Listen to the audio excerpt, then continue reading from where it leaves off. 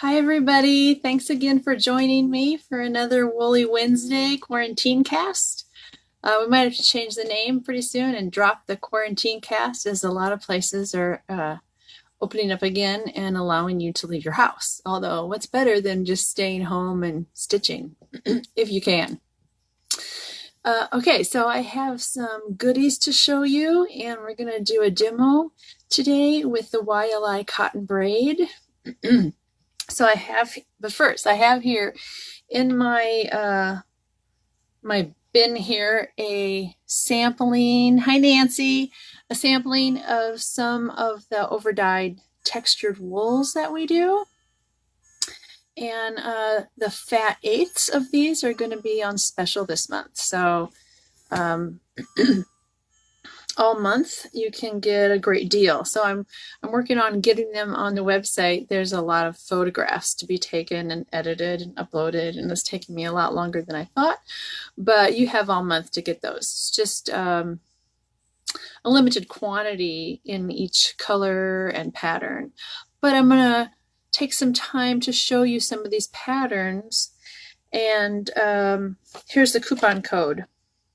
So if you use coupon code TEX25 to get 25% off on the fat eighth overdyed patterned wools.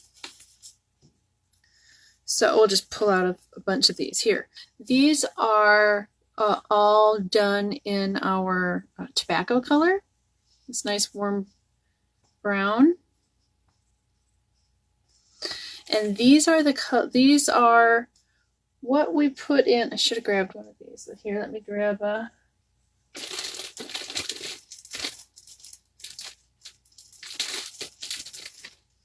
Did you miss me? This is my Fort Knox stack. So this is a texture bundle, and each one of these bundles has 6 different pattern wools in them. And most of these bundles, except for one exception, every piece in there is overdyed the same color. So you still get quite an array of differences that all go together, because even though they're dyed the same color, what we started with changes that color a bit. So you have a nice collection of patterned things that all coordinate. So you can see here, this is some of them that would be in our tobacco stack. Now in those little bundles, the pieces are smaller, and here you have a fat eighth, so the pieces in those bundles are 1/4 of a fat eighth. So there's a 1/2 of a fat eighth folded into 4, so that's about the size that you get in those bundles, and they're about 6 1/2, 6 3/4 by about 8 inches. So everybody likes to see what they look like before they're dyed. So I'm going to show you those so that if you want to order some, you can get a good idea of what that pattern looks like.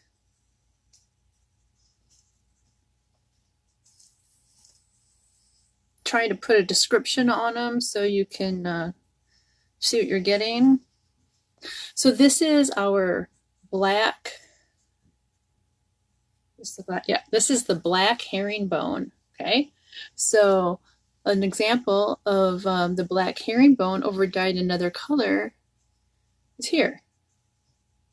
So you still get the herringbone coming out, but then you have your base color over it. So everything that in the original wool is a light color gets overdyed to a new color. So that's the black herringbone. We have a natural and gray houndstooth, and that here, this is this one overdyed in our salmon color. That comes in the Love Stack bundle. This is not always available, but when it is, I certainly have it. This, can you see, it's kind of hard, it's very faint. It is a herringbone, and it's just a natural and tan. So here we have that dyed over in our lemon color. You still get the texture, but it's not as overwhelming as the darker ones. This is a window pane plaid. And let's find one of those. There be one somewhere. Here we go.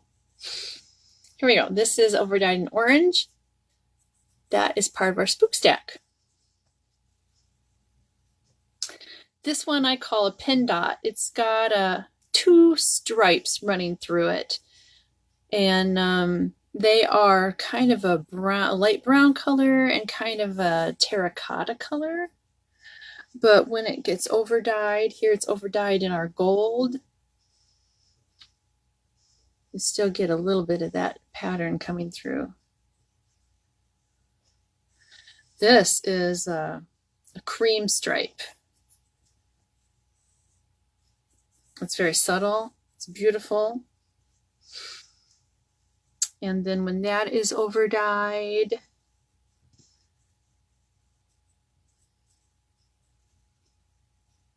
we'll find one later. I know there's one in here. This is a tan houndstooth. This is just discontinued, so I still have a little bit left. We'll work with it while we can. Here is the tan houndstooth in overdyed with my raspberry pink. Pretty, huh? Hi, Emily. How are you today? Nice to see you. This is I call this a narrow herringbone. So compared to the black herringbone, the herringbone itself is a different width. So this one is much narrower. It's about a 1/4 inch, maybe a little wider, compared to a 1/2 inch on the black herringbone. So and this narrow herringbone, the darker thread in there is brown. So you get a whole different look on this one, overdyed. This one's overdyed with our gold. This is the Glen plaid. Isn't that pretty? And here it is, overdyed in gold and raspberry.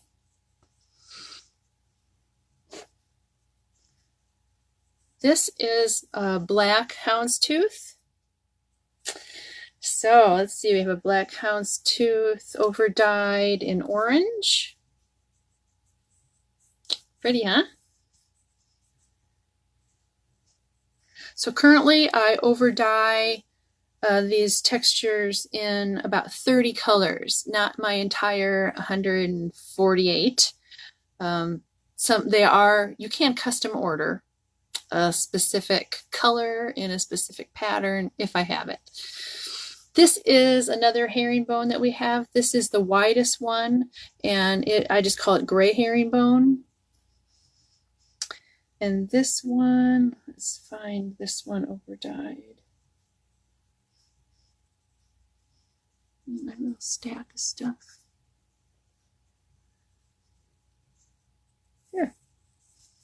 Here it is, overdyed in orange. Oh, and here in smoke, this is my smoke dark gray. That is the black houndstooth overdyed in the smoke. So it's a lot different. You overdye colors in these darker colors, and the pattern is very subtle. Okay, now I made a big mess here, but these are some of the pattern wools available in Fat 8s that you can order on the website. There's a bunch more colors that I don't have shown here.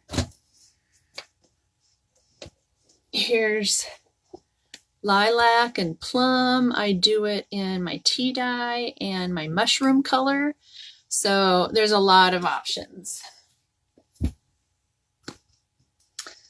Okay, now I can't remember if I showed you my hat or not, but this is, I use the cotton braid that I'm going to show you in a little bit to add some decoration and dimension to this hat. Super easy to do. I put the hat on and model it, but I spent like 3 hours in hair and makeup today for this, so can't be messing up my hair just to show you my hat. maybe at the end. Okay, I'm gonna move this out of the way, and then we are going to look at a new project I'm doing, and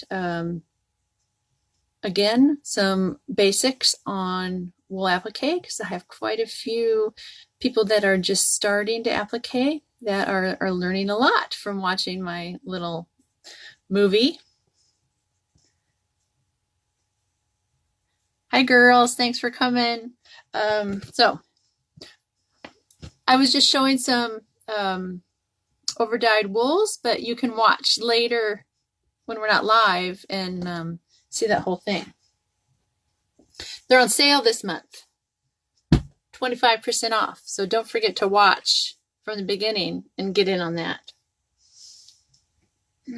Okay, my helper isn't here. Not that he's that much help, but he's off playing golf now that we can do that. Okay, so just on our own making this work. This is, I'm calling this Florist Flora. No, that I shouldn't call it that because I keep doing that. Forest Flora. Pretty soon I'm just going to call it Florist Flora, which probably would be fine. Anyway, so it's a little folk arty for me, but I'm kind of excited. Because of the circles, I can pre-cut the kits. So the leaves are just kind of organically freehand cut, but I also pre-cut those. So with this project, you'll be able to stitch along with me if you want to. You don't have to keep up with me. You'll probably go faster than me anyway.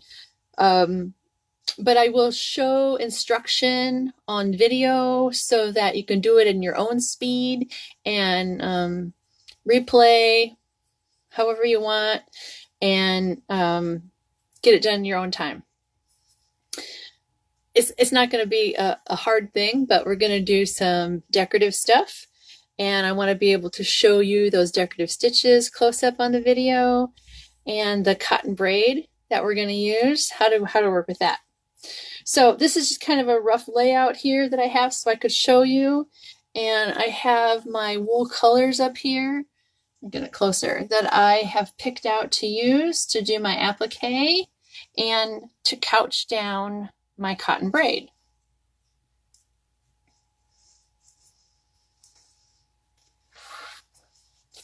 Okay, I'm gonna move this out of the way. All right, so to start any wool applique project, you have your pattern. So this one already has marks on it because I started tracing already. But I had to, because it's a bit larger than a sheet of paper, you can see that it's been taped together.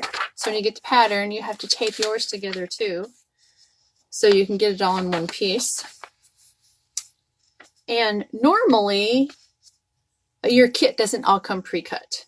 So I'm just going to run through this quickly so that you can see what you have to do if your pieces aren't pre-cut. So we would take a piece of freezer paper. That's freezer paper from your kitchen, or I use the Quilter's freezer paper, which is pretty awesome. It comes in 8.5 by 11 sheet, so you can scan your pattern and then print it out if you want to do that. I just have a little piece here. You can see one side is papery and the other side is shiny.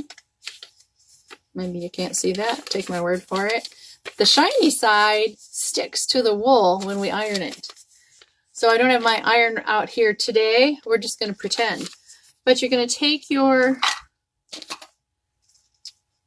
paper and paper side up, put it down on your pattern. And this is for any applique project you're going to do.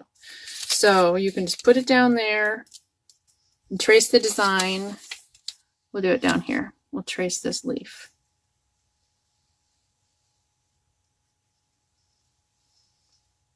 Okay. I did that. It's barely even in the picture. Sorry about that. Okay, so there's your pattern all cut out. I'll draw on your paper. And then when you cut it out, I'm not going to cut out on the line because it's a lot easier to cut out in the wool if you give yourself some space around your design. Okay, so now you've cut out I give it about a 1/4 inch or so, depending on how much space you have on your paper. Then we're going to take this, and remember the shiny side is going to stick, so we drew on the paper side. So shiny side down on our wool, and we will press that with our iron. Pretend. Press, press, press. All right, and then the magic of whatever this is, look, it's stuck on there. So now you can see, all pressed on, the paper sticks. Now we need to cut out on the line. So because the paper is there, you can cut right on the line. Super easy with any old scissors. These scissors are about 30 years old, just to show you that they don't even need to be sharp because we're going through the paper. Somehow it works kind of magically. And you can cut out with anything. All right, so now we've got our leaf cut. And you just peel that paper away. Leaves nothing behind, and you can reuse this. Shiny side down, iron it again. If you're doing this on cotton, you can use it more times. The wool leaves a little bit of some fibers behind, so there's not as much sticky surface, but you can use it 2 or 3 times. Okay, now we're going to come back to this. Let's set it down here. I want to show you how to get things placed on your background. So we have our background wool here, and you can see that I marked the center. And the easiest way to do that is just fold it and fold it again, and then I put a pin right there in that little corner, and that just marks the center of my piece. You take your pattern, and the center of the pattern has an X. And we have a piece of tulle or netting, okay? You can see through this. It's upside down. You can see the lines. I already traced some of it. We put our netting on top of the pattern. And then we're going to tape it in place. You don't have to have your wool background there. It's just that my work surface isn't huge for this. All right, so just tape it down so that it doesn't move around. And then we're going to trace onto the tulle our designs, our pattern. So I used a red Sharpie. You can use anything. Use black Sharpie. Practically any color you want. You just do a little test and make sure it's going to show up on your background. Because you're writing on white netting, almost everything shows up. So I take my Sharpie and you just trace that line. Yeah, I do kind of little strokes. It's hard to do one long line because you are drawing on netting. It's not super smooth. Okay, so you can see what you do. We're going to pull that off of there. And don't forget to mark the center on your netting also. Now we're done with this pattern. Now we have our lines marked on the netting, and I'm going to take that center marking that we made that marks the center, and I'm going to put it right on my pen.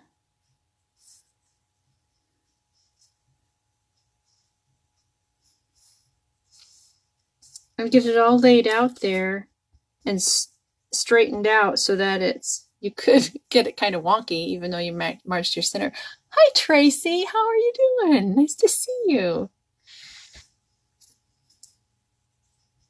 All right, so we get our mesh laid down on the background, and we have our lines traced, and now we want to transfer our lines to tell us where the pattern is going to go. So I have a little chalk marker tool here, and I just run that along those lines.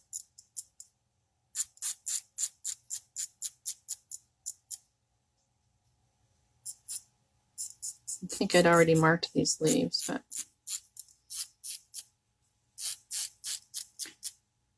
draw those little lines. Here, we'll do a circle.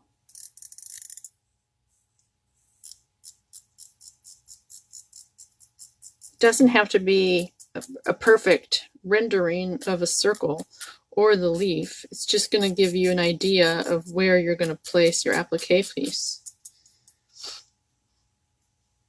All right, let's pick this up. So now, now you can see where the lines have come through from me drawing through the tool. Cool, huh? I can move this out of the way. I don't have it all marked, but I have it marked enough to show you how you can figure out where to put everything.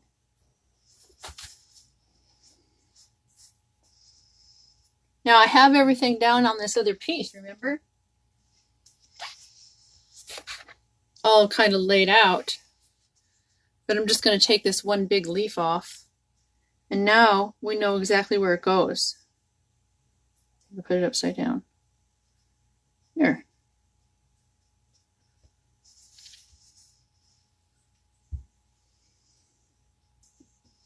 And I would staple it in place, except I didn't bring my stapler. It's not very good. Okay, have some pens. I will just pin it temporarily until I get my stapler.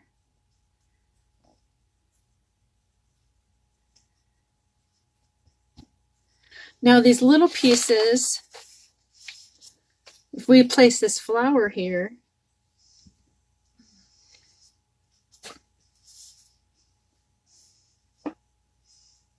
this is our flower center for this section. And that's big enough that I would put a staple in that to hold it in place while I stitch. But these little circles, they're too small. They're an inch, and I am not going, well, I could staple those actually.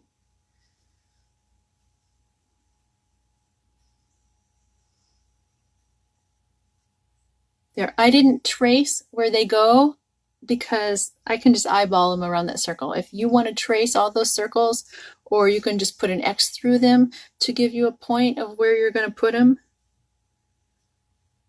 that would work too. I think I brought my glue stick. Ha! I did. Got my glue stick. So I can just, you don't need a lot, just one little bit of glue on there. And we're going to stick those babies down.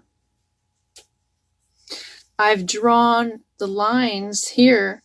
This line is just going to be stitching. Oh, I already did that one. Stitching for the stem. I already did all those. Okay, here.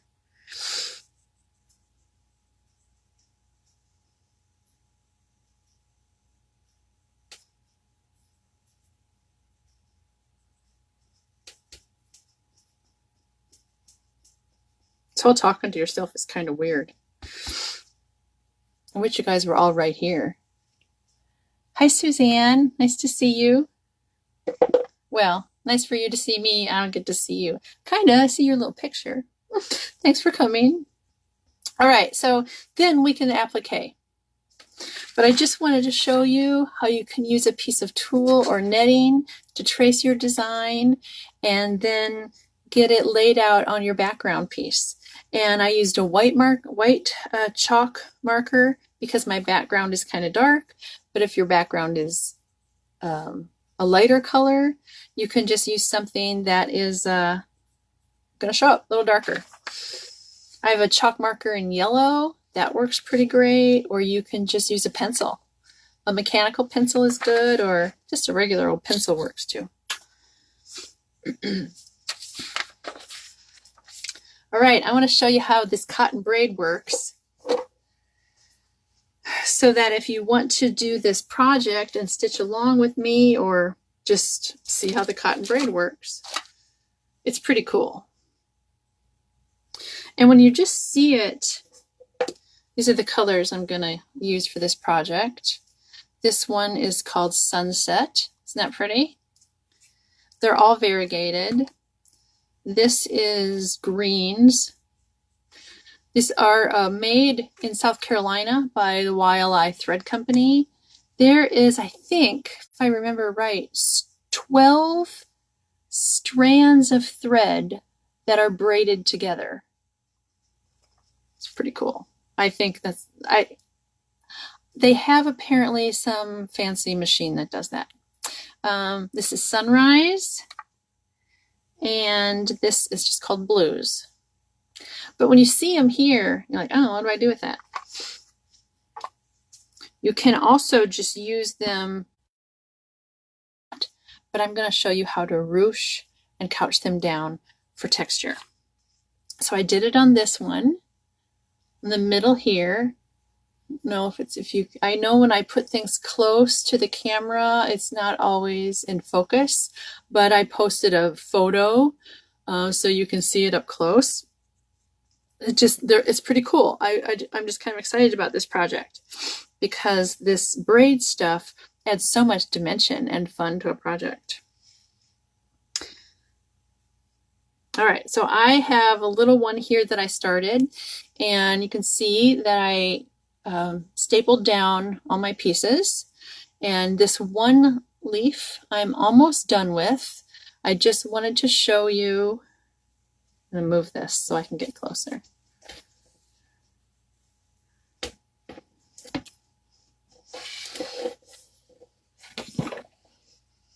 My makeshift production studio.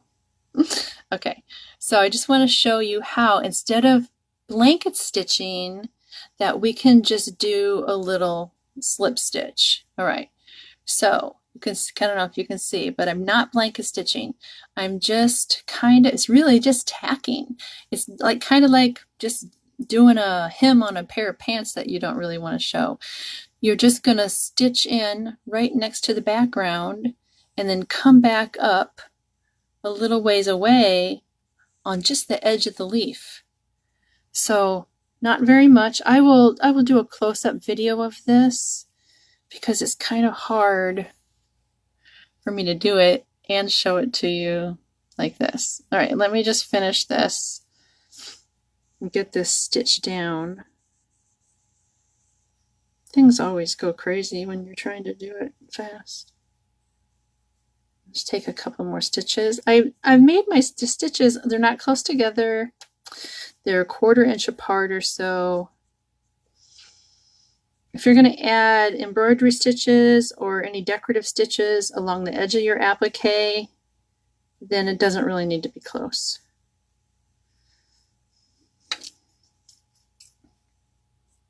Turn that off. All right, so I've got one staple left. If you're not sure about stapling for your basting, I'm just going to show you. You can see here's the back. And it's so easy, because the thickness of the wool, the staples don't really get tight. So it's just really easy to pull it out, just like that. All right, so now let's get to this braid business. You can see, or not, because I know you probably can't see real close. The braid, they vary a little bit in width, and this one is a little wider than 1/8 of an inch, but not quite 1/4. And if you're gonna ruche it up like this, you want to start with a piece that is about 3 times as long as what you want your finished length to be. So if we just do a straight one here, I'm just gonna stick it down the middle of this leaf and see what happens. So I want it to be, this where you can see it. I want it to be about this long, so I need it to be about 3 times that long. Okay, so real hardcore serious measuring. I'm going to cut it, and I'm going to take one little straight pin, and I'm just going to tuck under my edge.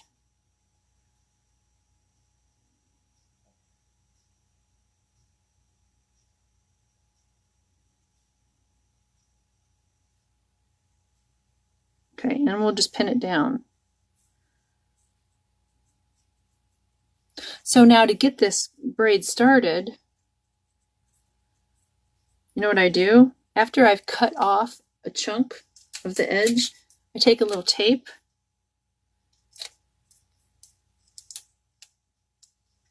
and just fold over a little Scotch tape, clear tape. It just kind of holds it so it doesn't start raveling. Because this braid will ravel, that's what we want it to do. All right, so the edge that's not stapled down, you can see it's already raveling. And all we need to do is grab one of those threads. See? Just grabbed one of them. And as I pull it,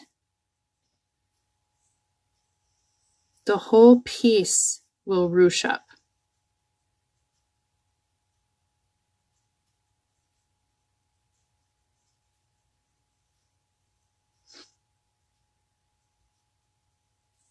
It's kind of like a little snake.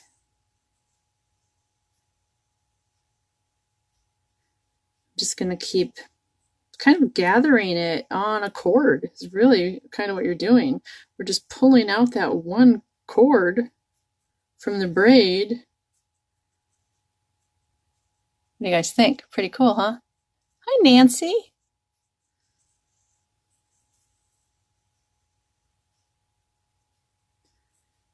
Right. Now, sometimes that theory of going 2-3 times your length, sometimes you end up with a little too much. Sometimes, well, it's always enough. But, you know, sometimes you might have to cut off a little because it's more than you needed. But it's better to have more than end up with not enough. And then, depending on how much you want to ruche it. Okay, so you can see what we've got going. Isn't that neat? I could make it looser. Just kind of looking at comments. I can make it looser, or we can make it tighter. And I don't think I want it tighter. I kind of like it like that.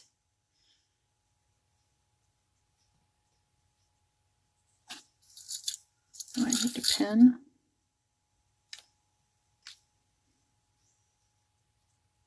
And I'm just going to put another pin, lay a pin across there to hold it in place.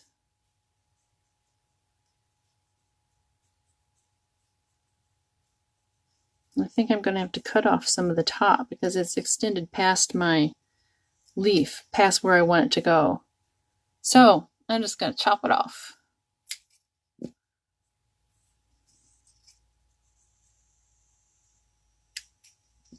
know what I do? If it would have ended up being the perfect length, I thread this piece of thread of the cord that I pulled through. I thread that on my needle, and I use as much of that as I can to start stitching this down. Why waste it? All right, so you can see I've cut it. Now I just need to tuck it under.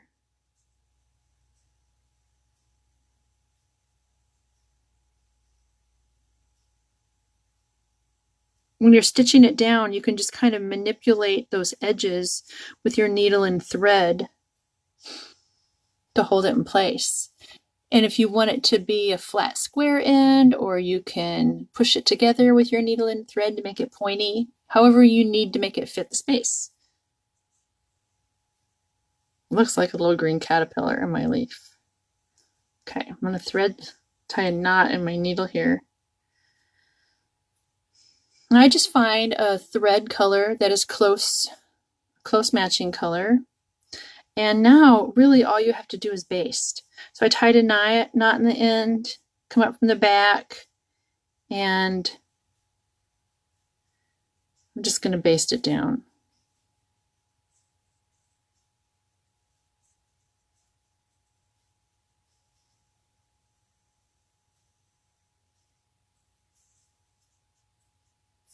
Okay, I basted in one direction, and because of basting like this, my stitches are about a half an inch long. It's not quite good enough, so I'll come back and baste from the other direction and get them closer together. Okay, I need another pin in there. Just to hold it for till I get it stitched down. Okay, pretty cool, huh? Yeah, it's a lot of fun. I think it's going to be a fun project. Now, the way I did it to go around the circle, same thing. I just kind of figured out how long my piece needed to be to go around the circle, cut it about 3 times as long, and just kind of scrunched it by pulling that center thread. We'll do it one more time. Let's see.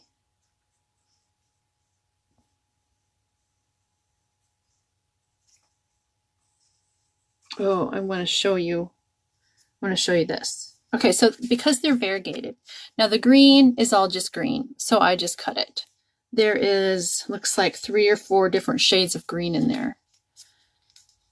But these other ones that have multiple colors, this blue one has some, it's like 3 shades of blue and kind of a lilac and a lavender color. So you can undo it and find, like if I just wanted to use this darker blue section, I could just cut away this section and stitch with that and save this lighter blue section for later. So I do that quite often. I did that to do my hat. This was all from one thread color, but I just cut out the pink sections to do this part. And you can see I just kind of wound those around to make a little flower petal. So I think that's what I'm going to do. I'm going to do it. I'm not sure. So we're just going to go one step at a time and see what I come up with, and then I'll show you what I did. And you can play along or use it in whatever kind of project you want to do. But I think it's going to be fun. I don't want to talk too long. This just gets too long to watch. So let's see. Did I talk about everything? I think so. I wanted to tell you that the kit for this will be available starting tomorrow. It's $46, and that is, you get the background, you get all those pieces that I just made a big mess out of, pre-cut. The circles are all pre-cut, the leaves are pre-cut. You're going to get wool thread that I dye that coordinates it to do your stitching, and you're going to get the cotton braid that you need for the project. That's $46. I suppose I'll make as many as we need, but I'm pretty excited. I think this is going to be fun. Let's see. Oh, so today, only today, we are going to have a site-wide 25% off. So anything you order today, you can get 25% off by using this code, May25. Okay, so that's just today on the website. And there's a link on my Facebook page to my website. The textures, all these fat 8s of textures, they are 25% off all month. So I don't know what I did with my, here. And that is text 25 to get 25% off on those. Frankly, I don't know if you can use 2 coupon codes on my online store or not. I never looked into that. Sure, we'll find out. Okay, I think that's all I have. I want to see if anybody had a question. Whip stitch. Yes, Carrie, whip stitch. That's what I was doing. Thank you. Instead of just doing blanket stitch, you can whip stitch faster.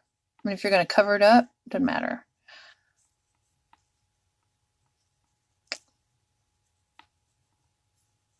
Let's see what we got here. Jean, thank you. I'm glad you like my colors. I take great pride in them. I work really hard to make pretty stuff, and I'm glad you appreciate it.